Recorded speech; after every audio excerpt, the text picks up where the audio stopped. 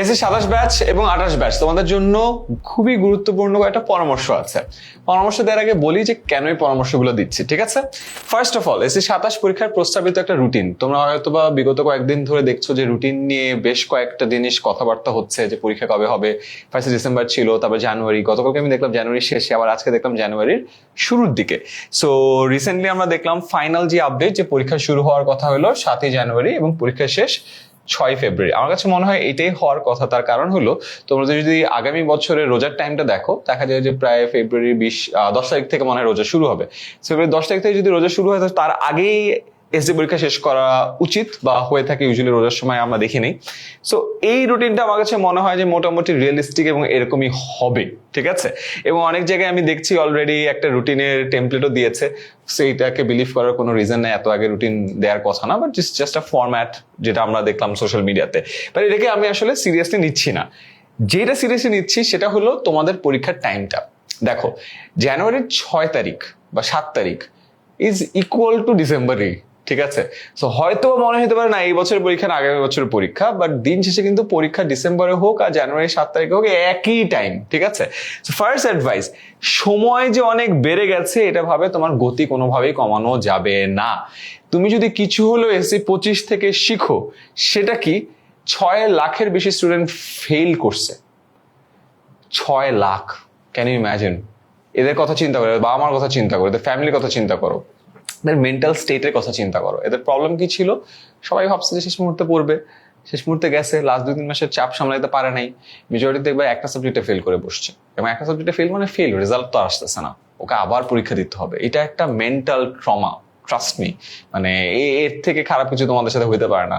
10 বছর 12 বছর পড়াশোনা করে যদি এই পরিণত হয়, তাহলে আমার মনে হয় যে এই দিকে যাওয়া উচিত না। তাই সময় আসলে খুব একটা বাড়ে নাই, যাহাই ডিসেম্বর তাহাই জানুয়ারির 7। সো প্লিজ মেক শিওর তোমার জন্য প্রপার রুটিন ফলো করে পড়াশোনা করো।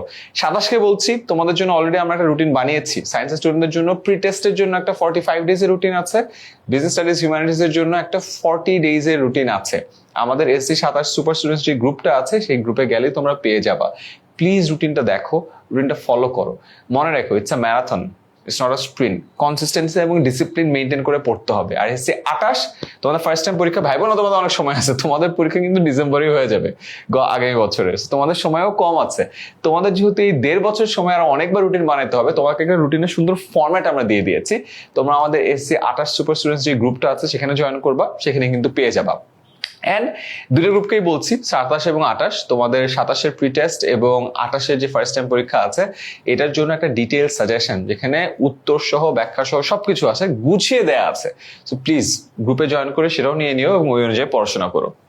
দ্বিতীয়ত, এই যে শর্টকাট না খুঁজে প্রপার প্ল্যান নিয়ে আগাও। এই প্রপার প্ল্যানটাই আমরা রুটিনের মধ্য দিয়ে দেখিয়েছি। দেখো, যারা শুধুমাত্র সাজেশন সর্বস্ব পড়াশোনা করো তাদের জন্য একটা ঝামেলা আছে। দেখো, এইবার তুমি যদি 26-এর প্রশ্নপত্রগুলো ফলো করো তাহলে দেখবা প্রতিটা বোর্ডই কোনো না কোনো এক্সামকে কঠিন করছে।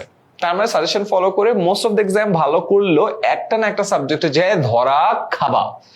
এন্ড যারা ভালো স্টুডেন্ট তাদের একটা সাবজেক্টের জন্য দেখা যাচ্ছে গোল্ডেন মিস হবে, যারা মধ্যম ওই একটা সাবজেক্টের জন্য A+ মিস হয়ে যেতে পারে, যাদের একটু টেনে টুনে অবস্থা খারাপ তাদের ফেলও চলে আসতে পারে। সো মনে রেখো, সাজেশন একটা এক্সাম স্ট্র্যাটেজি, এটা কিন্তু স্টাডি স্ট্র্যাটেজি না। সারা বছর ধরে পড়াশোনা করে বেসিক এন্ড ফাউন্ডেশন ঠিক না করলে কোনো না কোনো একটা এক্সামে ধরা খেয়ে রেজাল্টটা কিন্তু ধ্বংস হয়ে যাবে। এবং এটা খালি একটা এক্সামের কথা বলছি, এসসি রেজাল্ট। ভবিষ্যতে যখন এইচএসসি তে উঠবা দেখবা এইচএসসির কোনো পড়া তুমি বুঝতেছো না, কারণ তোমার এসসির ফাউন্ডেশন ঠিক নেই। অ্যাডমিশন যখন দিতে যাবা তখন দেখবা যে কিছুই পারতেছো না, বিকজ গোড়ায় গলদ। এবং এই জিনিসটা আমরা গত কয়েক বছর ধরে প্রচুর দেখছি। Short syllabus full syllabus, short syllabus full syllabus অনেক হচ্ছে না, এবং এটার কারণে স্টুডেন্টদের মধ্যে যে ফাউন্ডেশনাল ল্যাকিংটা আছে এই জিনিসটা এখন খুব বেশি চোখে পড়ে। সো প্লিজ মেক শিওর তোমার জন্য শর্টকাট না খুঁজে প্রপার একটা প্ল্যান নিয়ে আগাও। এই জিনিসটা খুবই ইম্পর্টেন্ট। 27 তোমাদের হাতে এখনো 8 মাস সময় আছে, 28 তোমাদের হাতে 1.5 বছরের বেশি সময় আছে। প্লিজ প্লিজ প্লিজ আবারও বলছি, ফাউন্ডেশনটা শক্ত করো। আর এখন তো সবারই ফুল সিলেবাস, শর্টকাটের কোনো জায়গা নাই। এরপরে আসি, পরীক্ষা যে মাসেই হোক মিশন কামব্যাক চলবে। তার কারণ কি? 27-এর জন্য স্পেসিফিক্যালি যেহেতু 8 মাস সময় আছে, তোমরা একটা মেন্টালিটিতে ছিলা যে আগামী বছর পরীক্ষা হবে, ফেব্রুয়ারি না হলে এপ্রিলে, এপ্রিল না হলে ফেব্রুয়ারি, এরকম একটা ধারণা ছিল। এখন অ্যাটলিস্ট 4 মাস না হলে কম করে হলো 2 মাস সময় কমে যাচ্ছে। তো তোমাদের জন্য কিন্তু এটা একটা বিশাল বড় গ্যাপ, যেটা একটা প্ল্যানে ছিল 4 মাস চলে গেল। এই গ্যাপটা তোমাদেরকে রিকভার করতে হবে। এই কারণে বলছি অনেকের অনেক ল্যাকিং আছে। প্রিটেস্ট পরীক্ষায় যায় ফার্স্ট ধাক্কাটা খাবা। আমি 2 দিন আগে একটা ভিডিও দিয়েছিলাম যে আমার এক পরিচিত ফ্রেন্ডের ছোট ভাই, ও প্রিটেস্টে ধাক্কা খাইছে, টের পায় নাই, টেস্টে যে ফেল করছে, ওকে পরীক্ষা দিতে দেয় নাই, স্কুল চেঞ্জ করতে হয়েছে। ওর মধ্যে যে জেদটা কাজ করছে, ওই জেদে এসএসসি ফাটায় ফেলছে, এইচএসসি ফাটায় ফেলছে, অ্যাডমিশনও ফাটায় ফেলছে। ওই জেদটা তোমাদের এখনই আসা দরকার। এখন যদি না আসে তাহলে আল্লাহ না করে প্রিটেস্টে ফেল করে ওই জেদটা আনা লাগবে, যেটা আমি চাই না তো তোমরা কেউ ফেল করো, ঠিক আছে? প্লিজ মেক শিওর এইখানে যেন ঝামেলাটা না হয়। সো তোমাদের আবারও বলছি, আপাতত ধরে নাও জানুয়ারি 7 তারিখে পরীক্ষা হচ্ছে, ওই অনুযায়ী ফুল প্ল্যানিংটা গুছাও। আমাদের এসসি 27 সুপার স্টুডেন্টস এবং এইচএসসি 28 সুপার স্টুডেন্টস গ্রুপে জয়েন করো, রুটিনটা ডাউনলোড করো, প্রিন্ট করো। প্লিজ অনলাইন থেকে রুটিন দাগাতে পারবা না, আমরা যে ফরম্যাট দেখাইছি এটাকে প্রিন্ট করে দেখাইতে হবে, ঠিক আছে? সাজেশনে নাও, সেটাও যদি প্রিন্ট করতে পারো আরো ভালো, তাহলে গুছায় তুমি অ্যানালাইসিস করে পড়াশোনাটা করতে পারবা। আরেকটা জিনিস বলে রাখি, 27 এবং 28 দুইটা ব্যাচের জন্যই আমরা তোমাদের বেসিক ক্লিয়ার করার জন্য অধ্যায় ভিত্তিক ভিডিও সুন্দর করে গুছিয়ে আমাদের 10ms 6 to 10 যে ইউটিউব চ্যানেলটা আছে সেখানে আপলোড করছি, প্লিজ দেখে নিও। আমি নিজেও কিন্তু তোমাদের ইংলিশ সেকেন্ড পেপারে সবগুলো গ্রামারের টপিক কভার করিয়েছি, সেটাও দেখতে পারো। ইংলিশেও কিন্তু প্রচুর ফেল করে, ম্যাথস এবং ইংলিশ, মাই গড, সৃষ্টির আদিকাল থেকে স্টুডেন্টরা এখানে খারাপ করে আসতেছে, এটাই ওদের উইকনেস, এটাই ওদের ফেল করার জায়গা। আমি চাই না আমার স্টুডেন্টরা এটা করুক, ঠিক আছে?